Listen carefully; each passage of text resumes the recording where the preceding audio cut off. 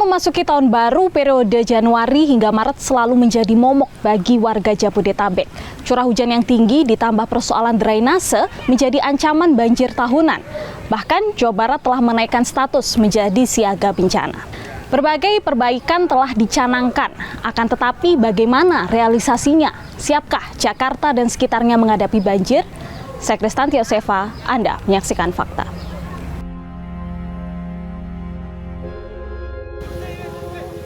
Tahun baru 2026 menjadi awal sekaligus harapan bagi masyarakat Indonesia setelah rangkaian bencana hidrometeorologi yang menguji daya tahan negeri.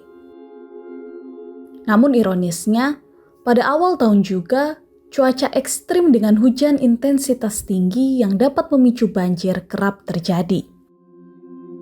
Hingga hari ini, hujan terus mengguyur sejumlah daerah. Badan Meteorologi, Klimatologi, dan Geofisika atau BMKG terus menyerukan peringatan dini akan hujan lebat, termasuk wilayah Jabodetabek yang diperkirakan akan menghadapi puncak musim hujan pada awal tahun. Berkaca dari peristiwa banjir besar awal tahun lalu, tim Fakta turun langsung ke lokasi untuk memantau kondisi terkini.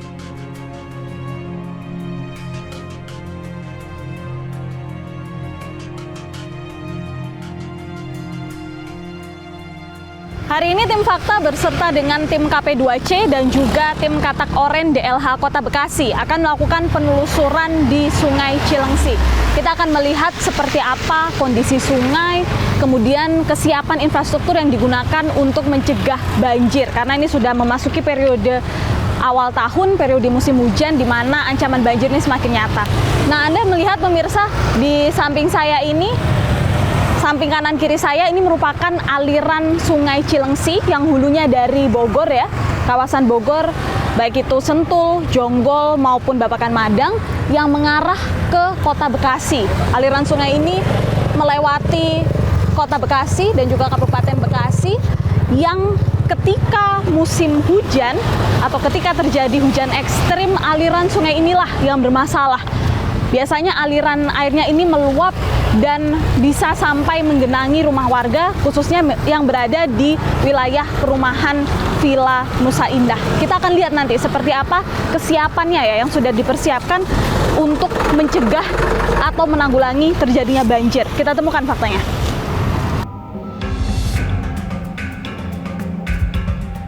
Pak, kita akan susur sungai, Pak Parman, sama tim DLH juga ya, Katak Oren. Pak Parman, nanti seperti apa rute kita ya untuk menyusuri Sungai Cilengsi? Kita akan susur Sungai Cilengsi bersama pasukan tim Oren Katak ya, DLH Kota Bekasi. Mereka yang sehari-hari bertanggung jawab untuk membersihkan Kali Bekasi nih, supaya nggak banjir ya. Jadi hari ini kita akan melihat kondisi sungai, mana tanggul-tanggul yang belum selesai, kemudian mana lokasi-lokasi yang akan dibangun kolam retensi atau polder. Termasuk juga sumbatan-sumbatan sampah itu nantinya adanya di jembatan-jembatan mana saja. Itu yang kita mulai hari ini. Okay. Ada persiapan khusus yang harus kita lakukan mungkin Pak? Yang pertama adalah keamanan dulu. Kita sudah memastikan untuk Sungai Cilengsi 6 jam ke depan tidak ada potensi banjir. Untuk Sungai Cikias 8 jam ke depan tidak ada juga potensi banjir. Jadi perjalanan kita selama 6 jam ke depan insya Allah aman. Kemudian persiapan wajib Mbak, tolong nanti pakai pelampung ya. Oke, boleh kita pelampung. Sambil pakai boleh. Pak. Silakan dikasih pelampung ya. Yang berangkat semua ya. Untuk mengakses perahu, pemirsa kita harus turun dulu ke bawah, persis ke pinggir Sungai Cilengsi ya. Sudah disiapkan 2 perahu nantinya. Permisi Bapak. Jalan cukup curam ya untuk bisa ke bawah, cukup licin sehingga kita harus berhati-hati juga. Tempel boleh, kalau tempel lebih aman ya? Iya. Tempel aja ya. Enak kayak di perahu ya. Sekarang sudah berada di Sungai Cilengsi menggunakan perahu untuk melakukan susur sungai ya, untuk melihat seperti apa kondisi sungai. Tapi kalau yang bisa saya gambarkan sejauh ini adalah ketinggian normal ya, Pak Parman ya, ketika lebih kurang 1 meter. Nah artinya kalau di hilirnya seperti ini Pak, di hulunya bagaimana? Di hulunya sekitar 40 cm. 40 cm. 40 cm. Nah sekarang kan 1 meter nih, ketika banjir 890. Berarti dari yang sekarang ini menaiki lebih kurang 7 meter 40. Dari kondisi sekarang, Mbak, bayangin nih. Lihat gambarnya si kiri ya. Ini sekarang 1 meter ya. Iya. 1 meter. Banjir kemarin 8 meter, 8 meter 40 ya. Berarti tinggal nambah 7 meter ke atas banjirnya loh. Oke, jadi sampai menutupi pohon-pohon ini. Sampai pohon-pohon itu nutup tuh. Kelihatan ya pohon-pohon itu. Kita Pohon bisa pisang. bayangkan ya tingginya pemirsa sampai menutupi pohon-pohon ini. Betul. Jadi otomatis air pasti meluap ya Pasti dan meluap. memasuki pemukiman warga ya.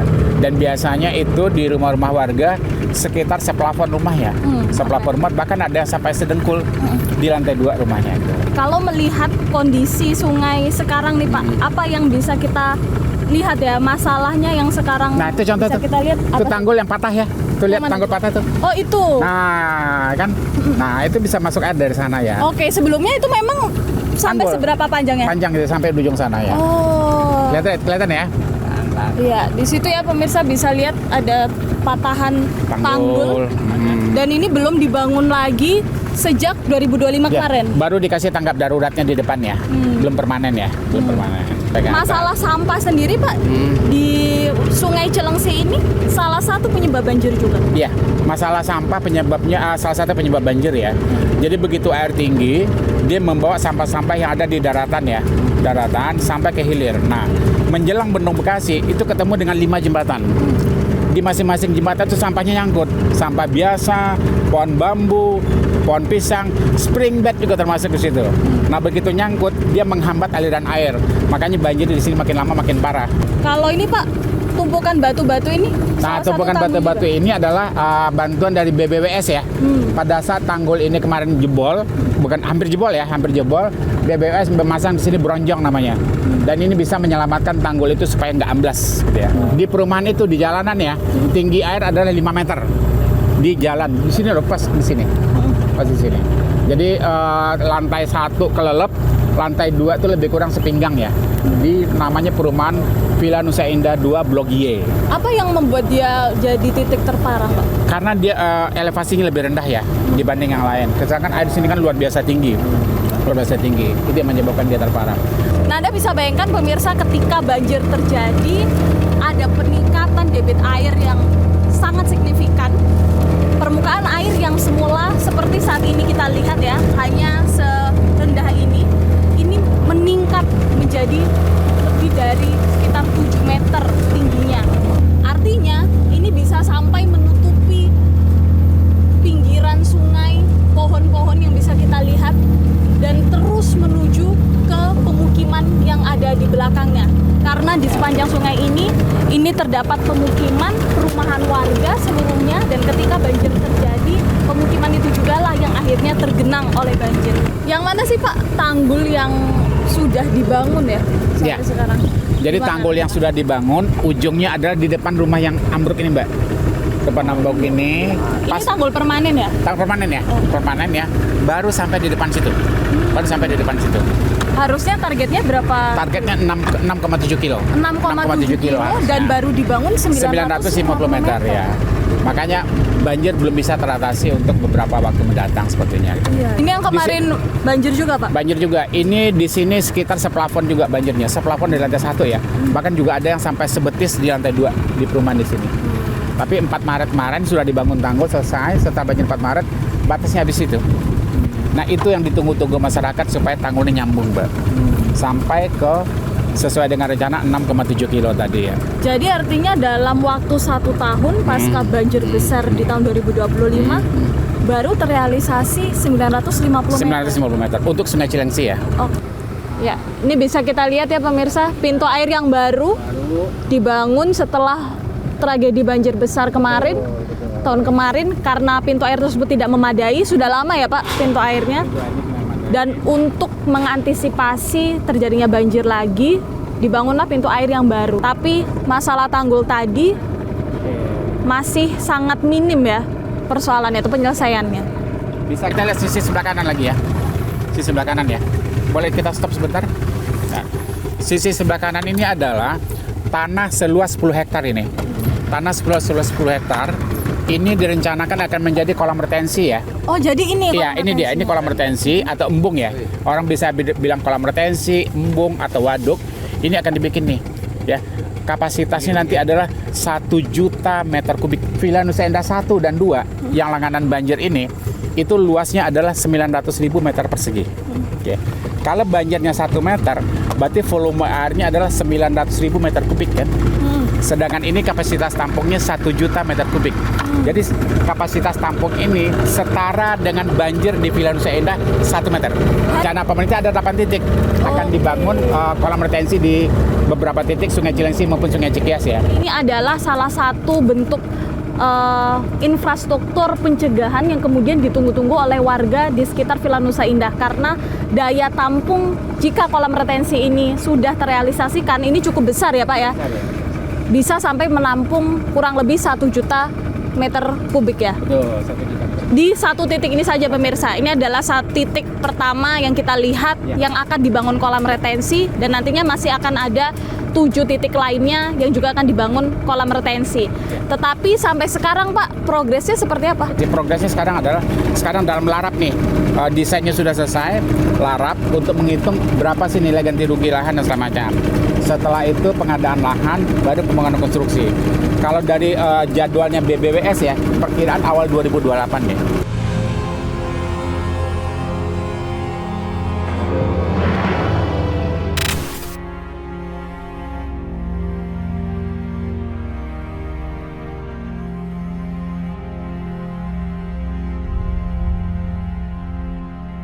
Awal tahun 2025 lalu, perumahan Villa Nusa Indah di Bogor dan Bekasi diterjang banjir.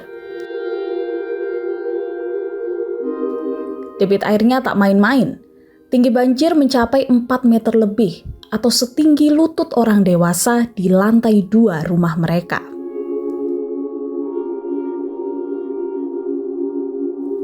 Seketika seluruh usaha dan harta benda milik warga habis tak tersisa. Banjir yang dahulunya jadi rutinitas 5 tahunan, kini bergeser menjadi bencana tahunan. Limpasan airnya pun semakin membesar dari tahun ke tahun. Di titik kami berada sekarang, pemirsa, ini merupakan persis titik pertemuan antara Sungai Cilengsi dan juga Cikeas yang mengarah ke sana menjadi Kali Bekasi. Nah, di titik ini jugalah jika Sungai Cilengsi ini meluap, banjir ini dirasakan oleh penduduk yang berada di sekitar pemukiman ini. Hulu dari Sungai Cilengsi ini berada di Bogor ya Pak, di Jonggol, kemudian Babakan Madang, Hambalang dan lain sebagainya. Dan dari di Cikeas sendiri, Puncak Gunung Gelis. hulunya berada di puncak. Kali Bekasi ini merupakan salah satu kali terbesar yang ada di Jawa Barat yang melewati wilayah Kota Bekasi dan juga Kabupaten Bekasi. Sehingga penting sekali kemudian adanya infrastruktur yang digunakan untuk mengatasi persoalan drainase, mengatasi penanggulangan dan juga pencegahan terutama banjir supaya tidak terulang lagi ya banjir yang terjadi di tahun-tahun sebelumnya.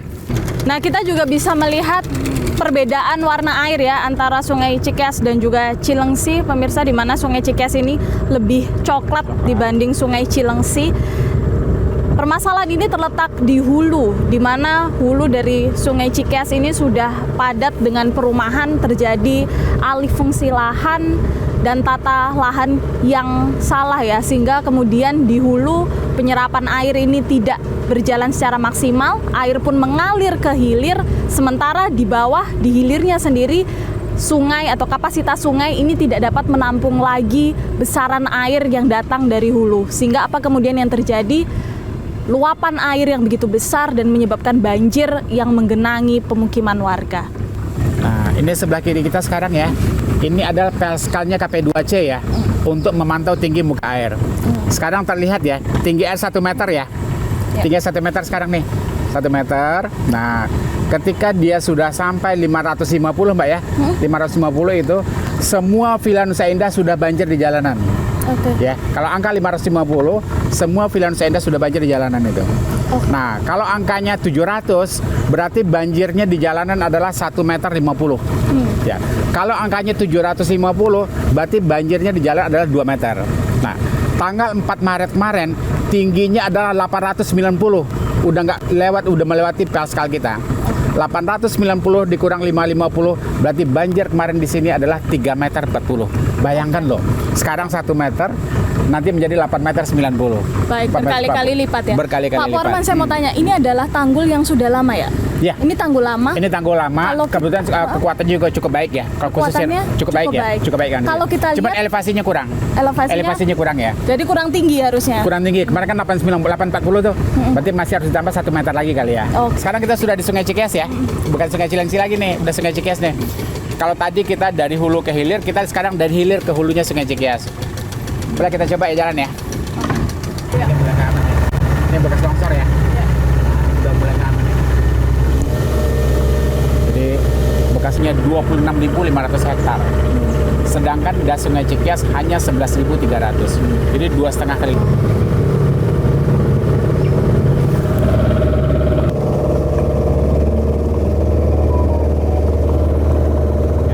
Nah, ini jembatan ini kalau P2C-nya tadi P2C ya 670 itu sudah banjir di sini, udah luber jembatannya. Sedangkan untuk yang di Pondok Gede Permai ketingginya 760, ya kan? Jadi masih belum aman mereka dari banjir selagi jembatannya masih seperti ini. Gitu. Salah satu permasalahan lagi ya pemirsa, meskipun sudah ada tanggul, tetapi di titik tertentu seperti jembatan di atas saya ini elevasinya masih kurang. Dia masih lebih rendah daripada tanggul yang sudah dibangun sehingga airnya tetap bisa masuk lewat sana. Jadi ini artinya masih ada tata kelola yang cukup kompleks ya untuk menangani persoalan banjir yang ada di Jati Asih. Kita sudah memasuki Sungai Bekasi atau Kali Bekasi yang tahun-tahun ke belakang ini selalu terdampak ya ketika air sungai meluap dari Cilengsi, dan juga di sini juga ikut banjir karena debit air juga meluap. Dan kondisi cuaca sekarang pemirsa, dari semula hujan rintik-rintik sekarang semakin deras, begitu kita juga bisa lihat langit semakin mendung ya, semakin gelap, dan kita juga tidak tahu sampai kapan hujan berhenti, yang artinya masih kondisi cuaca beberapa hari ke depan juga diperkirakan ini masih sama ya, karena memasuki periode musim hujan, sehingga ancaman banjir, ancaman terjadinya hujan ini masih besar. Akan tetapi yang bisa kita lihat selama penyusuran tadi, fasilitas-fasilitas atau infrastruktur untuk menanggulangi, mencegah terjadinya banjir ini bisa dibilang masih sangat minim.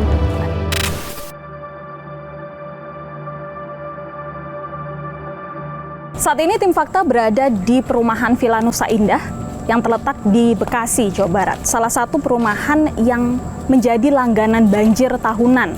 Kita bisa lihat pemirsa di rumah-rumah yang berada di samping saya ini, di sekitar saya ini, sudah tampak ya kalau salah satu bentuk pencegahan warganya adalah dengan menaikkan tinggi rumah mereka. Jadi kalau daratan atau jalanan ini berada di sini, ini ditinggikan beberapa meter menggunakan tangga untuk mengantisipasi ketika banjir terjadi supaya tidak memasuki rumah mereka. Tapi yang menjadi persoalan, banjir yang terjadi di Villa Nusa Indah ini begitu parah. Tahun lalu, tahun 2025, tim Fakta kemari juga ke sini ketika banjir besar terjadi di bulan Maret 2025. Pada saat itu banjir bahkan mencapai 4 meter tingginya. Bisa dilihat ya, kebanyakan rumah di sini ada 2 lantai. Nah, banjir ini bahkan mencapai lantai atas. Bahkan di lantai atas pun masih menggenangi sekitar sepinggang orang dewasa. Apa yang kemudian menyebabkan banjir ini bisa terjadi begitu parah di perumahan Villa Nusa Indah? Kalau kita lihat pemirsa, di samping saya ini ada sungai ya yang bisa kita lihat di sini. Ini adalah aliran sungai Bekasi atau Kali Bekasi, tempat bertemunya 2 titik sungai, yaitu Sungai Cilengsi dan juga Sungai Cikeas. Jarak antara sungai atau Kali Bekasi ini dengan pemukiman warga di Villa Nusa Indah ini masih jauh jaraknya. Ada sekian puluh meter sampai menembus Kali Bekasi tersebut. Tapi bayangkan ketika banjir terjadi, yang kebanyakan terjadi di awal tahun, ini air Kali Bekasi meluap hingga limpasannya ini memasuki pemukiman rumah warga.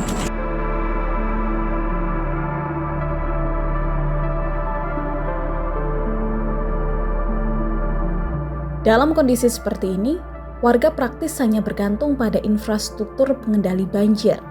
Salah satunya adalah tanggul yang mengelilingi pemukiman. Kita tadi sudah melihat bagaimana progres pembangunan infrastruktur yang berada di Kali Bekasi yang masih sangat minim. Lantas bagaimana dengan pembangunan infrastruktur pencegahan banjir yang berada di pemukiman? Apakah sudah siap untuk menghadapi ancaman banjir?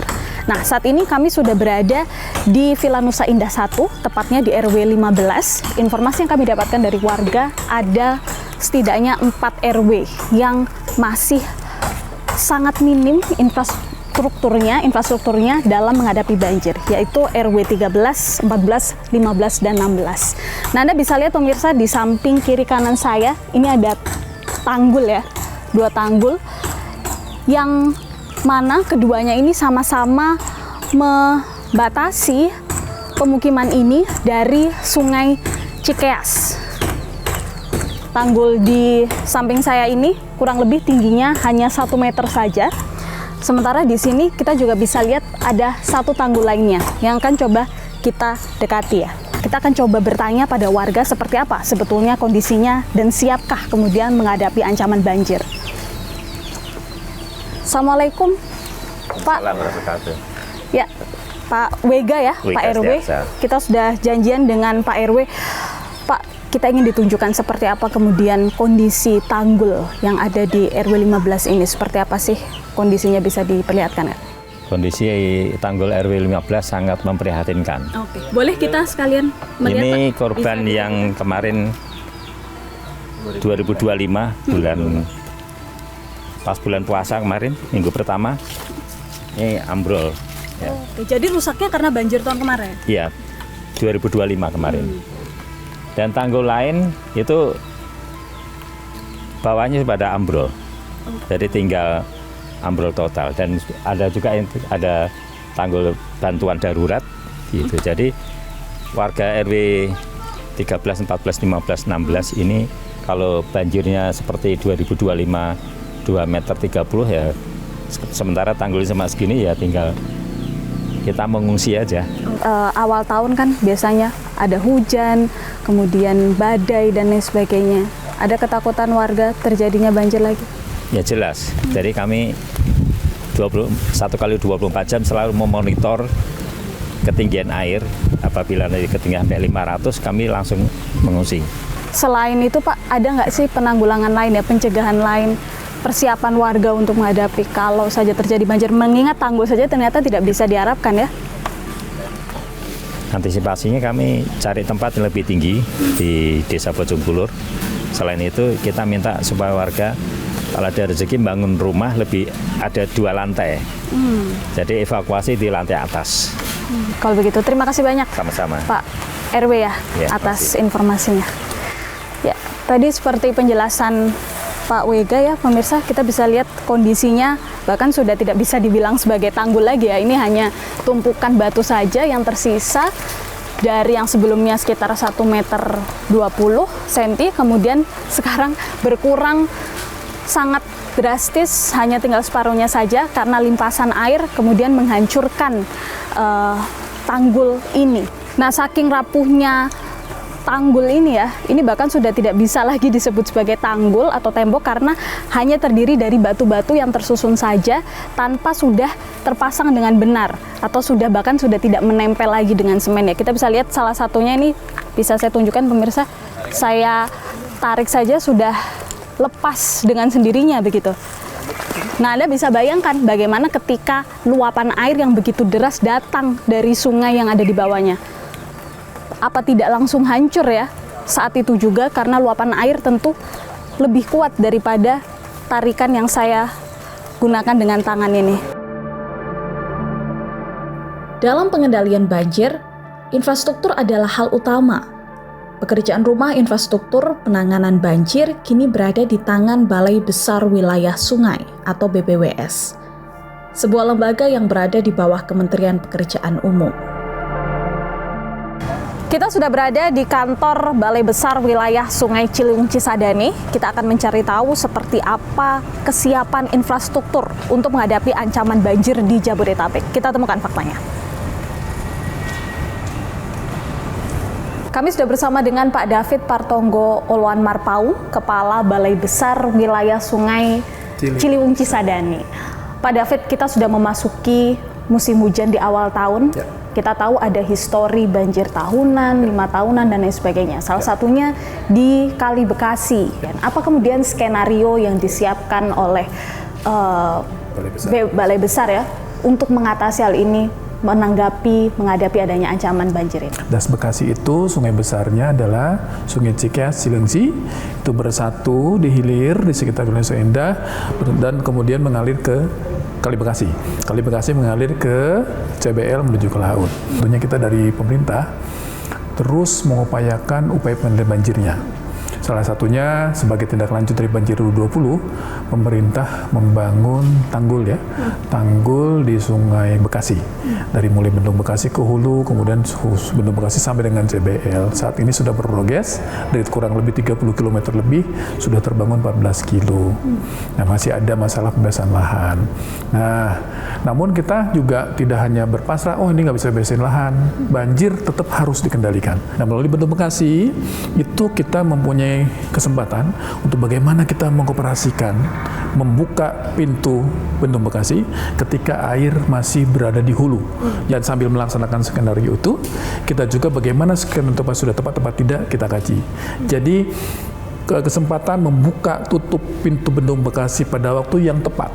Jadi sebelum air masuk ke Bendung Bekasi, kita sudah deteksi dengan adanya sensor kita. Ketika sudah naik sampai level tertentu, kita harus membuka Bendung Bekasi berapa turun ya, turun berapa sehingga memberikan kesempatan air menjadi turun. Yang mana juga kita mendesain bagaimana kita menahan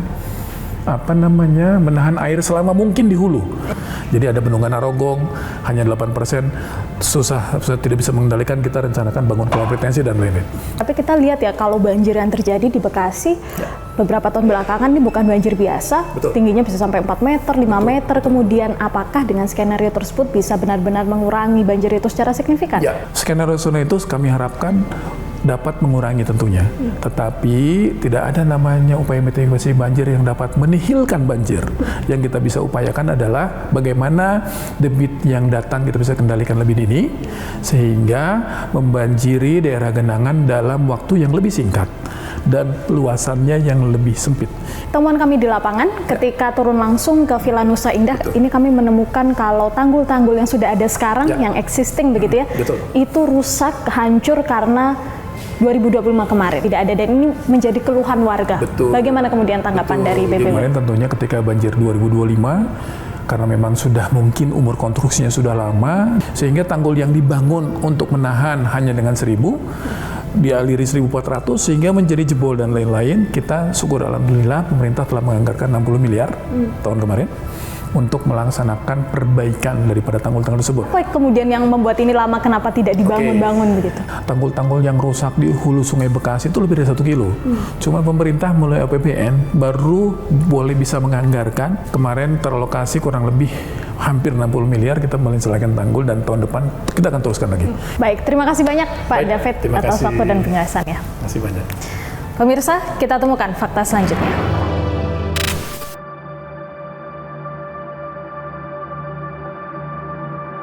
Banjir juga kerap menghantui Jakarta. Bulan lalu, tepatnya pada Desember 2025, Jakarta masih dilanda banjir. Sejumlah air menggenangi jalan-jalan ibu kota. Selain drainase yang bermasalah, debit air yang meningkat di Sungai Ciliwung juga disebut sebagai penyebab banjir di Jakarta.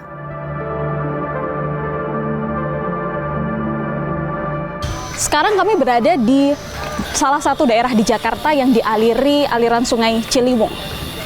Sekaligus juga menjadi daerah yang berbatasan ya antara Jakarta Timur dengan Jakarta Selatan. Di sebelah kanan saya, ini merupakan Jakarta Selatan, tepatnya di Rawajati, Pancoran. Sementara di bagian kiri saya, ini merupakan daerah Cililitan atau Keramat Jati ya. Nah, di daerah ini pemirsa, ini merupakan salah satu daerah yang rawan banjir. Ketika Sungai Ciliwung ini naik menjadi siaga 1 atau debit airnya meningkat signifikan, kawasan pemukiman yang ada di sepanjang pinggiran Sungai Ciliwung ini tergenang oleh air atau habis ditenggelamkan oleh aliran Sungai Ciliwung. Kita juga masih bisa melihat ya, kalau di sepanjang aliran Sungai Ciliwung ini di Rawajati tidak ada sama sekali tanggul atau kemudian sempadan sungai karena rumah-rumah didirikan tepat di pinggir sungai. Tidak ada batas antara sungai dengan pemukiman atau daratan, sehingga ketika volume air Ciliwung ini meningkat, otomatis air ini dengan mudah meluap ke sana. Nah, hulunya terletak di kawasan Bogor, jadi ketika di Bogor debit airnya naik, kurang lebih sekitar 6 jam air bergerak dan di sini kemudian terjadi peningkatan air. Sementara itu, pemirsa, kita bisa lihat di bagian kiri saya, ini merupakan Sungai Condet atau dikenal juga dengan sebutan Kali Hitam. Ketika Sungai Ciliwung naik, airnya ini mendorong juga air di Kali Hitam sehingga warga yang ada di kawasan Cililitan ini di bagian sini ikut merasakan dampaknya, ikut tenggelam juga oleh genangan banjir. Kita bisa melihat kalau ada beberapa pembangunan ya yang sedang berlangsung di sini untuk mencegah, menanggulangi banjir karena kawasan ini merupakan rawan banjir dan bahkan di tahun 2025 kemarin, tepatnya di bulan Maret, ini terjadi banjir yang cukup tinggi di sini atau cukup dahsyat. Selamat siang. Siang, Mbak. Dengan Pak siapa? Hatta. Pak Hatta ya? Yeah.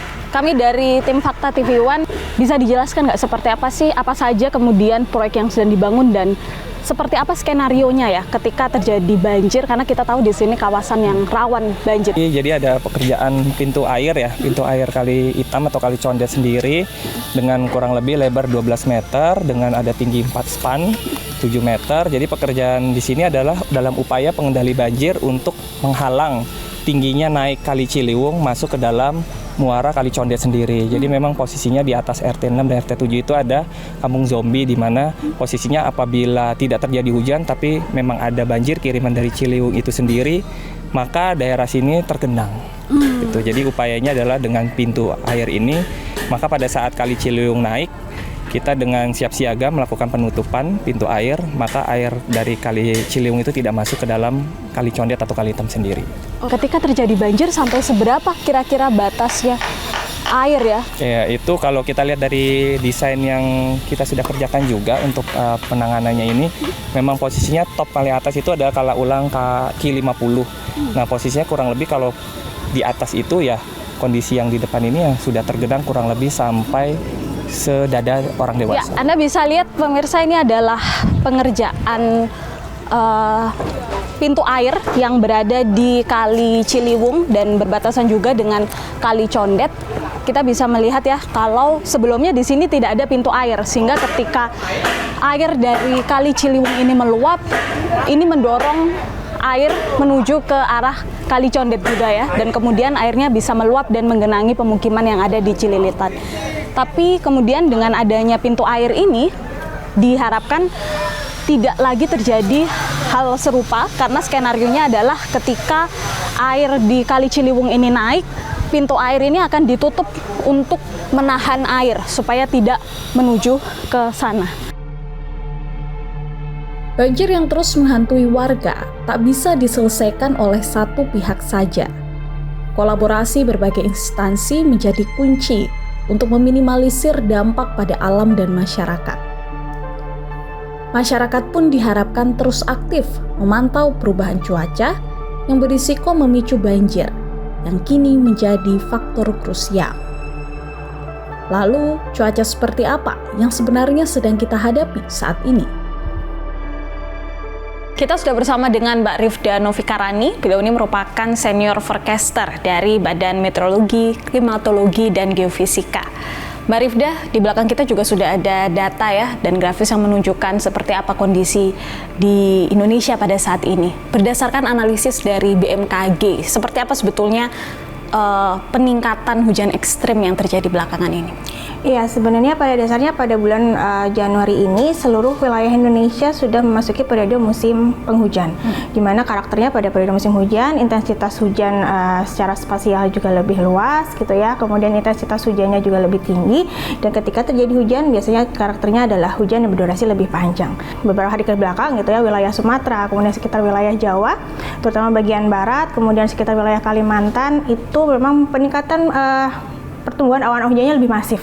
Dan beberapa hari ke depan juga wilayah-wilayah yang sama seperti Sumatera, Jawa, sebagian wilayah Kalimantan, lalu wilayah Sulawesi terutama yang bagian selatan juga masih terdapat aktivitas konveksi gitu ya, yang memicu pertumbuhan awan hujan menjadi lebih masif juga. Oke, terkhusus Jabodetabek mungkin Mbak bisa ditunjukkan nggak seperti apa datanya kemudian dan menunjukkan seperti apa potensi hujannya ya? Di wilayah Jabodetabek memang pertumbuhan awan hujan itu sudah mulai tumbuh sejak pagi hari justru memang gitu ya, dimana potensi hujannya diperkirakan hanya terjadi di wilayah yang Jabodetabek bagian selatan seperti Depok, kemudian Bogor, kemudian sekitar wilayah Bekasi, lalu wilayah Tangerang Selatan. Hujan seperti apa sih yang berisiko untuk memicu terjadinya banjir, khususnya di wilayah Jabodetabek? Ya, jadi salah satu triggernya memang ada, salah satunya adalah kondisi cuaca, tapi kita juga perlu memperhatikan faktor lainnya, yaitu faktor lingkungan.